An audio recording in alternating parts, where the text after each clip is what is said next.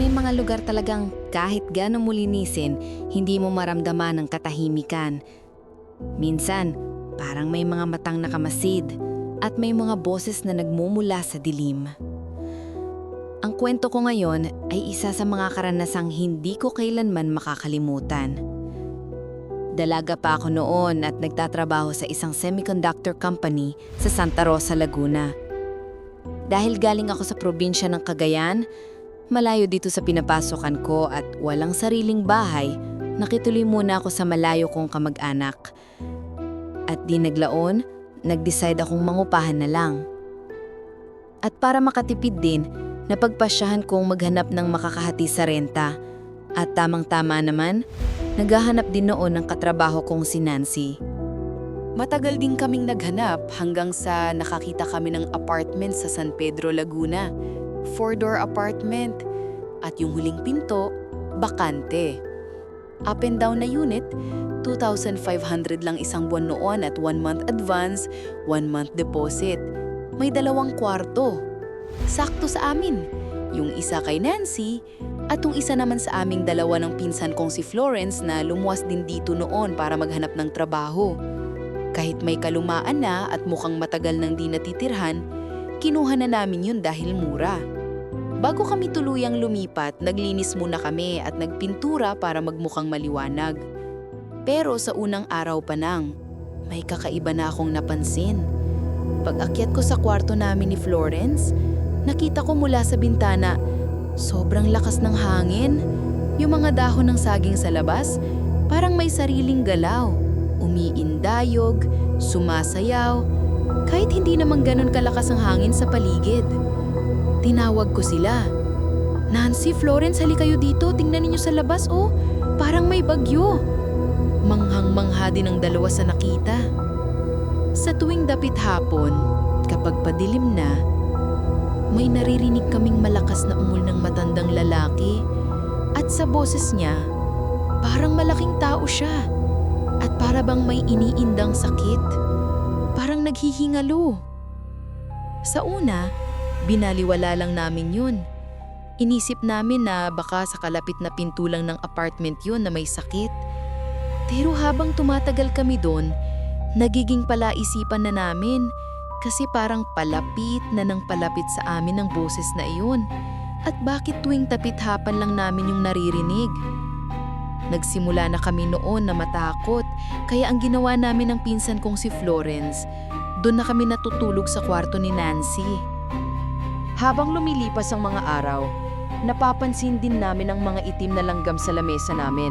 Padami ng padami, na kahit nililinis naman namin palagi, nariyan pa rin pabalik-balik.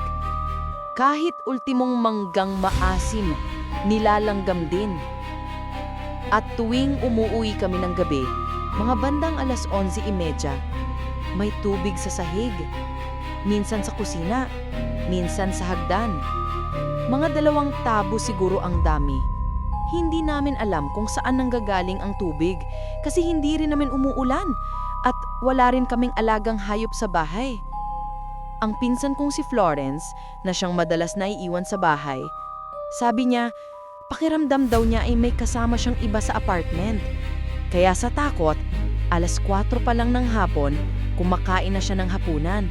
Tapos, aakyat na at magkukulong na sa kwarto ni Nancy. Pagkatapos ng 1 buwan, nagdesisyon kami ni Nancy na umalis na. Tapusin na lang namin yung deposito. At doon, nagsimula ang mas matindi pang kababalaghan. Sunod-sunod ang pagpundi ng ilaw sa banyo. 3 beses kaming bumili at nagpalit, pero lagi itong napupundi. Hanggang sa, sabi ko, hayaan na lang, aalis na din naman tayo. Isang araw, nagkasakit ako kaya hindi ako nakapasok. Sabi ko, baka okay lang na mahiga ako ngayon sa sarili kong kwarto. Total, umaga naman. Habang nakahiga ako roon, nakaramdam ako ng kakaiba. Bigla akong natulog. At habang ako'y natutulog, para bang may nakapalibot sa akin na pamilya. Nakatayo sa gilid ng kama at pinagmamasdan ako. Di ko sila makilala. Di ko maaninag mga mukha nila. Malabo. Pero isa lang ang tiyak ko, malaking tao ang tatay. Nung oras na yon, gusto kong gumising. Hindi ako magising.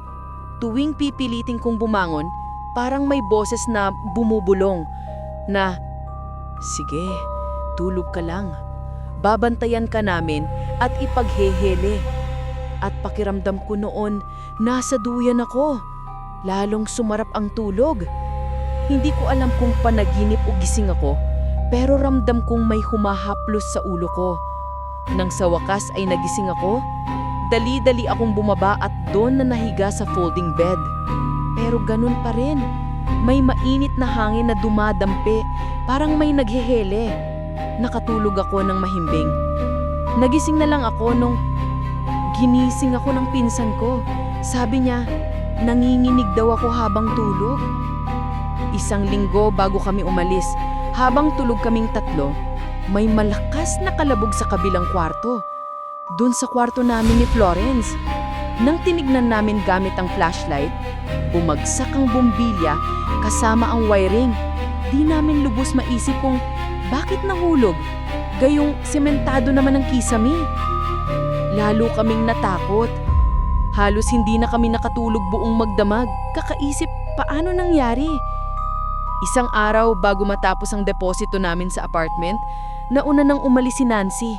Kami ng pinsan ko ay naghahanap pa ng malilipatang maliit na kwarto. Madilim na nung kami ay nakahanap at umuwing gutom na gutom. Pagbukas namin ng ilaw sa sala, di umilaw. Pundi na naman. Isa na lang ang gumagana, yung nasa itaas ng kwarto. Kahit na madilim, tanging ilaw lang ng kapitbahay namin ang nagbibigay liwanag sa loob. Nagluto pa rin kami ng pansit canton. Habang kumakain kami, may biglang kumatok. Pagbukas namin ng pinto, andun ang katiwala ng apartment. Nagulat siya at sabi, "Bakit kayo kumakain ng walang ilaw? Dapat may sindi kahit kandila lang. Baka may sumasalo na sa inyo sa pagkain na di nyo nakikita."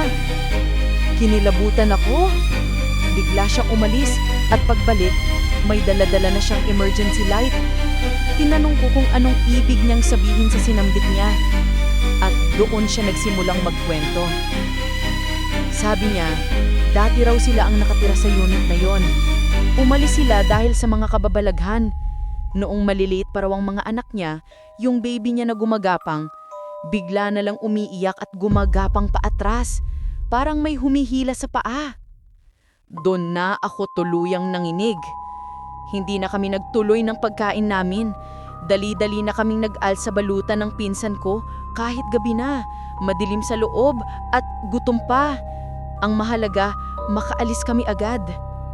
Mula noon, hindi na ako muling tumira sa apartment na luma at mukhang matagal nang hindi natitirahan kahit mura ang renta. At hanggang sa ngayon tuwing naaalala ko ang karanasan kong ito, di ko pa rin lubos maisip yung mga kababalaghang nangyari noon, yung mga ungol ng matanda, yung pamilyang nakita ko sa panaginip. Sila kaya yung nakatira sa bahay na yon?